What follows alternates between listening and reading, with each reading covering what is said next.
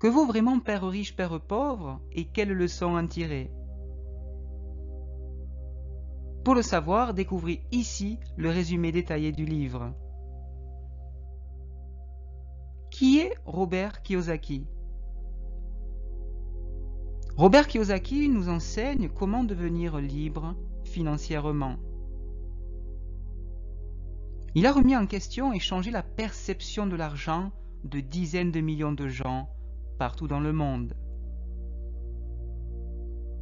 Avec des opinions qui vont souvent à l'encontre de la sagesse populaire, l'auteur est maintenant connu pour son franc-parler, son insolence et son audace.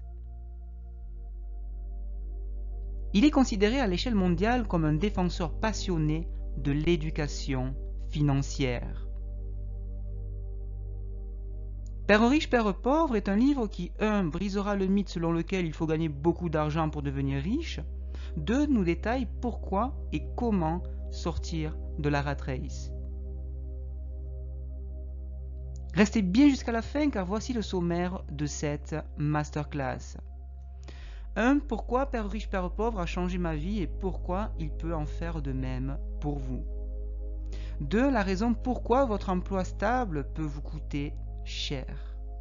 3. Nous demanderons s'il y a une solution pour devenir libre financièrement tout en gardant votre emploi actuel.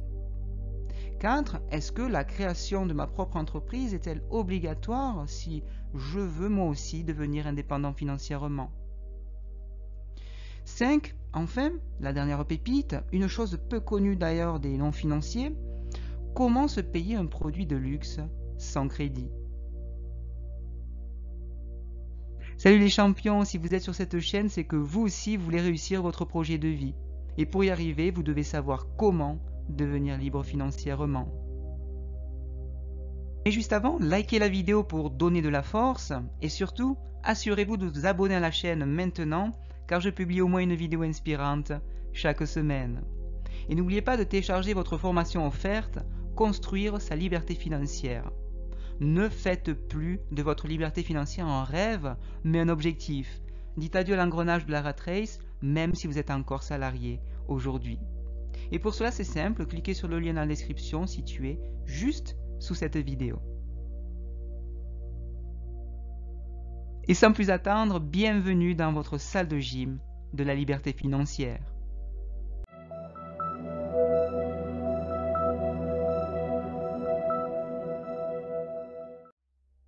Le livre Père riche, Père pauvre met en scène l'histoire de deux papas. L'un bardé de diplômes, l'autre titulaire d'un bac-2. Croyant jouir des conditions idéales, le père surdiplômé, que vous voyez sur la gauche, laissera à sa mort un héritage proche du néant, avec même quelques factures impayées par-ci, par-là. Le père titulaire d'un bac-2 trouvera le succès financier et deviendra l'un des hommes les plus riches d'Hawaï et va du coup transmettre à son fils, que vous voyez à l'écran et qui s'appelle Mike, un véritable empire et surtout des leçons sur l'argent inestimables. C'est donc l'histoire d'enfance de Robert Kiyosaki qui, grâce aux expériences vécues à cette époque et au mentorat du guide que fut son papa riche, est devenu in fine un investisseur prospère, un entrepreneur à succès et un auteur de renommée mondiale. Le père qui a su accumuler des millions aide donc deux petits garçons de 10 ans en enseignant d'inestimables leçons sur l'argent, la liberté financière, la liberté temporelle, par le biais d'expériences. La plus importante d'entre elles étant sans doute de comprendre comment utiliser au mieux son esprit et son temps pour créer sa propre liberté financière. Libérez-vous de la rat race. Apprenez à saisir les opportunités. Trouvez des solutions. Occupez-vous de vos affaires. Et surtout, apprenez à faire travailler l'argent pour vous et ne pas travailler pour l'argent. Ne devenez plus, ne soyez plus l'esclave de l'argent. Voici en quelques mots l'essence de l'enseignement qui va nous mobiliser sur la suite de cette formation. Qu'est-ce qu'on peut dire? On peut dire que Père riche, Père pauvre est un ouvrage tout simplement extraordinaire au sens littéral. Et je ne saurais exprimer pleinement à quel point ce livre a transformé ma vision de l'argent et surtout ma perception de l'enrichissement. Ce livre m'a beaucoup marqué et il peut vous marquer aussi beaucoup. Avant cette lecture, une partie de moi-même était persuadée que tous les riches étaient nés comme ça, qu'il fallait déjà avoir de l'argent pour s'enrichir et que la seule solution était de prendre part à la rat race, que je ne nommais pas encore ainsi. Désormais, je suis fermement convaincu que s'enrichir s'apprend et que la liberté financière est un objectif réaliste si l'on s'y prend avec méthode et patience. Je dois vous faire une confidence. La plupart des gens travaillent pour les autres, sauf pour eux-mêmes. Ça veut dire quoi? Ça veut dire qu'ils œuvrent d'abord pour les propriétaires d'une entreprise, puis pour le gouvernement par le biais des taxes et des contributions sociales, et finalement pour la banque avec laquelle ils ont contracté leur hypothèque et autres prêts à la consommation. Mais existe-t-il une alternative à cela? Une image vaut 1000 mots. Les difficultés financières sont souvent la conséquence directe du travail que des gens effectuent toute leur vie pour quelqu'un d'autre. Quand vous êtes salarié, vous le voyez à l'écran, vous travaillez pour un patron. Quand vous dépensez, là encore vous le voyez à l'écran, vous travaillez pour qui? Pour l'État. Et quand vous empruntez, pareil, c'est la même musique, vous travaillez pour quelqu'un d'autre, ici pour la banque. Vous travaillez pour enrichir la banque. Vous enrichissez les autres. Voilà le système classique de notre société moderne. Dans le cas de l'entrepreneuriat, par contre, l'entreprise, et là vous le voyez sur l'écran avec la petite flèche qui va de votre entreprise vers les revenus, vous voyez que votre entreprise génère des revenus et vous vous payez en premier. Or, la plupart des gens, qu'est-ce qu'ils font? Ils sont tout simplement dans la rat race et ils travaillent toute leur vie pour un patron ou une tierce personne. Et plusieurs de ces personnes vont se retrouver les mains vides à la fin de leur vie active. Voilà le piège du conditionnement actuel de ce qu'on appelle la rat race. C'est que notre système d'éducation actuel s'efforce de préparer la jeunesse d'aujourd'hui à décrocher de bons emplois en développant leur aptitude scolaire. Et comme je vous l'ai dit précédemment, on devient d'excellents employés, mais de piètres employeurs. La vie de ces jeunes sera centrée sur leur salaire, ou comme je l'ai dit précédemment, sur leur colonne de revenus. Un des problèmes inhérents au milieu scolaire est que vous devenez souvent ce que vous étudiez, dit Papa Riche. Donc si vous étudiez la cuisine, vous deviendrez un chef cuisinier. Si vous avez fait des études de droit, vous deviendrez un avocat. Et les études en mécanique automobile feront de vous un mécanicien ou un chef mécanique. L'aberration qui consiste à devenir ce que vous étudiez fait en sorte que beaucoup trop de gens oublient de s'occuper de leurs propres affaires et oublient de s'éduquer financièrement. Ils passent toute leur vie à se consacrer à l'entreprise de quelqu'un d'autre, à enrichir quelqu'un d'autre, et contribuent ainsi à enrichir une institution ou une tierce personne. À présent, les amis, petite nuance volontairement polémique, étudions ensemble la raison pour laquelle votre emploi stable peut vous coûter très cher. Pour atteindre la sécurité sur le plan financier, vous devez absolument vous occuper de vos propres affaires. Et regardons ensemble pourquoi tout de suite. Oh, rien de personnel, Caroline, mais vous ne faites plus partie des effectifs de l'entreprise à partir d'aujourd'hui. Merci et au revoir.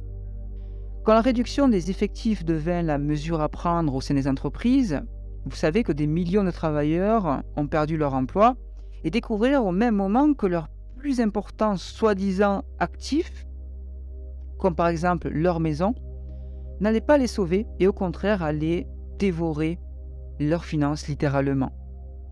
Leur actif, cette même maison, continue à leur arracher de l'argent chaque mois alors qu'ils sont en pleine crise financière à cause de la perte de leur emploi ou de la hausse de l'inflation s'ils ont encore gardé leur emploi. Leur automobile, un autre actif, leur coûtait les yeux de la tête. Les bâtons de golf rangés dans le garage avaient perdu 50% de leur valeur, alors qu'ils avaient acheter plus de 1000 euros.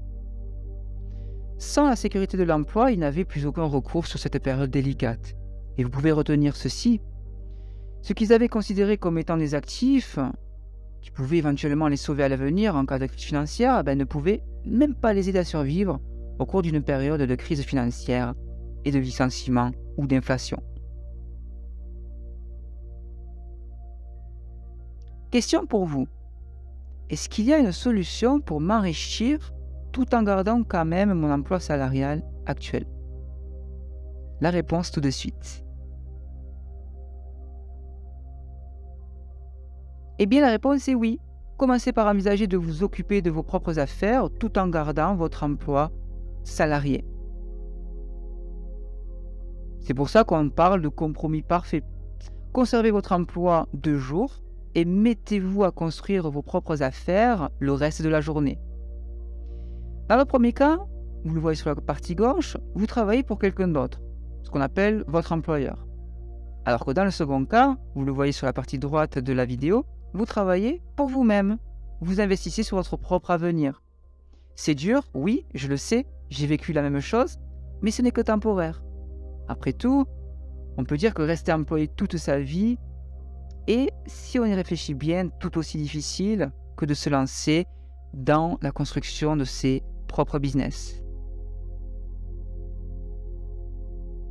Donc on résume, conservez votre emploi de jour et mettez-vous à construire vos propres affaires le reste de la journée. Commencez à générer de l'argent via votre propre activité complémentaire, puis, à moyen terme, long terme, achetez de véritables actifs qui généreront encore plus de revenus complémentaires. Et surtout, avertissement, n'achetez pas des éléments du passif ou des effets personnels qui n'ont pas de réelle valeur dès que vous les ramenez chez vous. Est-ce que vous le saviez? Par exemple, une auto neuve perd presque 25% de sa valeur aussitôt que vous quittez le stationnement du concessionnaire. Ne faites plus ces erreurs. Question pour vous. Est-ce que la création de ma propre entreprise est-elle obligatoire si je veux devenir riche et libre financièrement? Bonne question. Voyons s'il y a une réponse crédible à cette question sensible. Papa Riche insistait toujours sur l'importance de l'ABC du domaine financier. Et plus ma compréhension de la comptabilité et de la gestion de l'argent s'améliorait, plus je me perfectionnais dans l'analyse des investissements, et plus par la suite, je me motivais à construire et à lancer ma propre entreprise. Toutefois, Papa Riche m'a mis en garde et je vous donne ici sur cette vidéo cette mise en garde.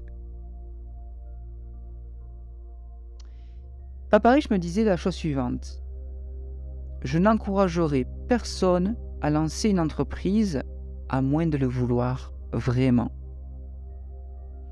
Il y a des périodes, des effets de mode, où les gens sont incapables de trouver de l'emploi et ils ne voient qu'une solution, une solution magique à leurs yeux, celle de lancer leur propre entreprise. Or, ils n'ont pratiquement aucune chance d'y parvenir. Pourquoi? Connaissez cette statistique? 9 entreprises sur 10 échouent sur une période de 5 ans. Parmi celles qui survivent aux 5 premières années, 9 entreprises sur 10 échouent, elles aussi, par la suite. Par conséquent, reprenons le conseil de Papa Riche que vous avez sur la vidéo. Ne vous encouragez pas à lancer votre propre entreprise à moins de le vouloir vraiment. Ayez un grand pourquoi, ayez une intention forte. Et dans ce cas, faites-le et vous réussirez. Papa Riche continua et nous dit « Je vous recommande donc de vous engager sur cette voie à la seule condition que vous ayez vraiment le désir de posséder votre entreprise. Sans quoi, conservez votre emploi de jour et occupez-vous de vos propres affaires la nuit et les week-ends. » Eh bien oui, c'est ma nature optimiste qui parle, mais je vais essayer de l'argumenter. Oui, le plan fonctionne. Ce n'est cependant pas avant d'atteindre le milieu de ma vingtaine que les conseils de mon père riche commencèrent à être plus significatifs pour moi. Je venais tout juste de quitter les marines et je travaillais pour Xerox. Je gagnais, je peux vous le dire, beaucoup d'argent, mais je dois vous le dire aussi, chaque fois que je jetais un coup d'œil sur ma fiche de salaire, j'étais tout simplement dépité. Pourquoi ? Tout simplement parce que les retenues étaient terriblement élevées à mesure que mon salaire s'élevait. Et plus je travaillais, plus les retenues augmentaient. Par conséquent, il y avait un choix à faire sur cette période de ma vie. Je dois vous avouer que quand j'ai eu plus de succès, mes patrons parlèrent de promotion d'augmentation de salaire. C'était flatteur, mais je pouvais entendre dans ma tête mon père riche qui me murmurait à l'oreille « Fils, pose-toi une seconde et pose-toi ces questions. Pour qui travailles-tu en ce moment? Qui donc es-tu en train d'enrichir ?» Ces deux questions ont changé ma vie. En 1974, alors que j'étais encore un employé de Xerox, j'ai formé ma première entreprise et j'ai commencé à ce que mon papa riche appelait « s'occuper de mes propres affaires ». Il y avait déjà quelques actifs dans ma colonne de l'actif, mais j'étais alors déterminé à me concentrer à les faire fructifier. Hawaï était sur le point de connaître un grand essor, et il y avait des fortunes à y faire. Plus je pris conscience que nous étions aux premières étapes d'une forte expansion, plus je vendis d'appareils Xerox. Et plus je vendis, plus je fis de l'argent et bien sûr, plus il y avait des retenues sur ma paye. Et vous savez quoi? Cela m'inspirait. Cela m'inspirait à sortir de ce dogme, de cet endoctrinement, de ce conditionnement, bref, de la rat race. J'étais motivé plus que jamais. Vous savez quoi? J'avais tellement envie de me sortir de ce piège où je me morfondais à titre d'employé que je travaillais encore plus dur. Et en 1978, j'étais régulièrement l'un des 5 meilleurs vendeurs de l'entreprise. Souvent même le numéro 1. Pourquoi? Parce que j'avais terriblement envie de sortir de cette foire d'empoigne. Et le plan, les amis, fonctionnait à merveille. J'investissais mes commissions dans mes actifs et ensuite, j'ai pu me récompenser au bout d'un certain temps. En moins de 3 ans, je dois vous avouer que je faisais davantage d'argent avec mes propres entreprises que j'en gagnais à Xerox désormais. Et bientôt, la marge brute d'autofinancement de mes biens immobiliers fut tellement élevée que mon entreprise me paya ma première Porsche. Je vais vous faire une confidence, mes collègues vendeurs chez Xerox pensèrent que j'étais en train de dépenser, de dilapider mes commissions de vendeur. Mais ce n'était pas le cas. Vous savez ce que j'étais en train de faire? J'étais tout simplement en train d'investir mes commissions dans mes actifs. Et en investissant dans mes actifs, ça me générait encore plus de revenus complémentaires. Et c'était un cercle vertueux qui se lançait finalement et s'activait petit à petit. Mon argent travaillait ferme à en faire davantage. L'argent travaillait pour moi. Et chaque euro, chaque dollar dans ma colonne de l'actif était un formidable employé, entre guillemets, qui travaillait pour moi, s'échinant à multiplier le nombre d'employés, d'actifs, de revenus, et acheter au patron, donc moi, une nouvelle Porsche. Voilà pourquoi j'encouragerai les gens à conserver leur emploi de jour et à travailler sur leurs propres affaires la nuit et les week-ends. Voilà le plan pour se libérer de la foire d'empoigne, ce qu'on appelle la rat race.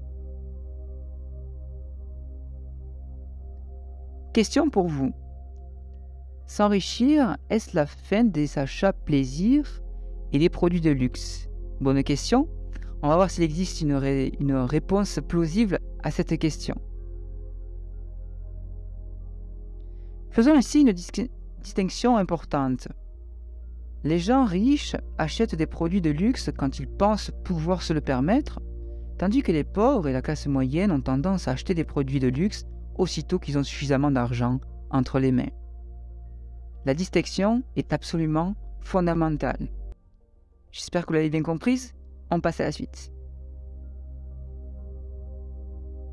Les pauvres et la classe moyenne achètent souvent des articles de luxe tels que des grandes maisons, des diamants, des fourrures, des bijoux ou des bateaux, voire des expériences sociales, parce qu'ils veulent paraître riches. Ils semblent riches, mais en réalité, ils croulent de plus en plus sous les dettes en achetant à crédit. A contrario, les vieilles fortunes, les riches de longue date, édifient d'abord leur colonne de l'actif, puis les revenus générés par la colonne de l'actif leur procurent leurs produits de luxe, qui payent cash. Ça demande du temps, mais les vieilles fortunes sont patientes. Les pauvres de la classe moyenne achètent leurs articles de luxe au prix de leur propre sueur, de leur sang et de l'héritage de leur enfant. Je vous dis ceci, le véritable luxe est peut-être la récompense que l'on reçoit pour avoir investi dans un actif tangible et pour l'avoir développé, choyé, mois après mois et année par année. Et ensuite vous êtes récompensé. Au final, sans sueur supplémentaire, mais du coup vous obtenez cash, mais du coup soit une expérience, soit un bien tangible qui vous tient à cœur. Vous avez généré assez de cash via votre activité, mois après mois, année après année, et vous allez ensuite chez le concessionnaire et vous prenez la voiture de vos rêves. La classe moyenne ou la classe pauvre aura travaillé toute sa vie pour l'avoir et peut-être même qu'en plus ils auront dû contracter un crédit. Alors que vous, c'est différent. Votre argent a travaillé pour vous et pendant des années, et du coup à la fin vous avez été un peu patient. Au final, vous vous récompensez. Et c'est juste récompense. Vous avez mis en place ce qui vous permet ensuite de vous récompenser, sans sueur supplémentaire. Exemple, Robert Kiyosaki, auteur de Père riche, Père pauvre, nous confesse ceci. Quand mon épouse et moi eûmes de l'argent supplémentaire provenant de notre immeuble d'habitation, elle se rendit directement chez un concessionnaire et acheta sa Mercedes cash. Pour sa part, elle n'a pas eu à faire un travail supplémentaire ou à courir des risques, car c'est notre immeuble d'habitation qui servit à défrayer le coût de l'automobile. Cependant, elle dut attendre sa Mercedes pendant 4 ans, le temps que la croissance du portefeuille de placement immobilier permette finalement de dégager une marge brute d'autofinancement supplémentaire et suffisante pour payer la Mercedes. Mais ce produit de luxe, donc la Mercedes que vous voyez à l'écran, était dans son cas une récompense appropriée car mon épouse avait prouvé qu'elle savait comment faire fructifier sa colonne de l'actif. C'était finalement le fruit d'un processus intellectuel et financier. Cette automobile signifie maintenant beaucoup plus pour elle que n'importe qui d'autre parce que cette automobile a été le fruit de son éducation financière. Ce produit de luxe finalement signifie qu'elle a utilisé son intelligence financière pour avoir les moyens de l'acheter. Voilà ce que je veux vous donner comme message sur cette vidéo. Le processus, il existe, il fonctionne, aussi faut-il savoir le connaître. Et j'en finirai par là les amis sur cette vidéo, je vous dirai que la plupart des gens achètent à crédit une nouvelle auto ou un objet de luxe, souvent sur un coup de tête. Pourquoi? Parce qu'ils ressentent peut-être à ce moment-là de l'ennui et désirent simplement s'acheter un nouveau jouet pour se divertir ou attirer l'attention de son entourage. Eh bien, je vous dirais ceci. Quand une personne, et c'est la dure réalité, achète un objet de luxe à crédit, il arrive souvent qu'elle éprouve tôt ou tard de l'amertume à l'égard de ce même objet, car la dette qui en résulte devient rapidement un fardeau financier et moral, et du coup, les nuits de sommeil sont beaucoup plus difficiles. D'où le fait d'investir dans un système et dans son éducation financière qui justement ne vous conduisent pas à ce genre de situation. Merci d'avoir suivi la vidéo jusqu'au bout. Dites-moi en commentaire quel est le livre qui vous a inspiré le plus au sujet de l'argent et dites-nous pourquoi ici, parce que votre réponse va vraiment nous inspirer et je vous lirai. Si vous avez aimé cette vidéo, merci de liker et de commenter pour donner de la force et surtout de vous abonner à la chaîne car je publie au moins une vidéo inspirante chaque semaine. Vous êtes également libre de recevoir votre formation vidéo offerte Construire sa liberté financière. Vous découvrirez une stratégie réaliste pour construire votre propre liberté financière, sortir de la rat race, construire votre liberté et gagner en tranquillité d'esprit. Vous découvrirez des étapes à suivre pour vous mettre sur le chemin de votre indépendance financière, avec une stratégie réaliste. Suite à cette formation gratuite, vous allez voir que vous n'allez plus faire de votre liberté financière un rêve, mais un objectif. Vous voyez le programme en ligne sur cet écran. Vous allez pouvoir dire adieu à l'engrenage de la rat race, même si vous êtes encore salarié aujourd'hui. On se retrouve très vite pour une nouvelle pépite. Et n'oubliez pas ceci, on avance ensemble. Merci.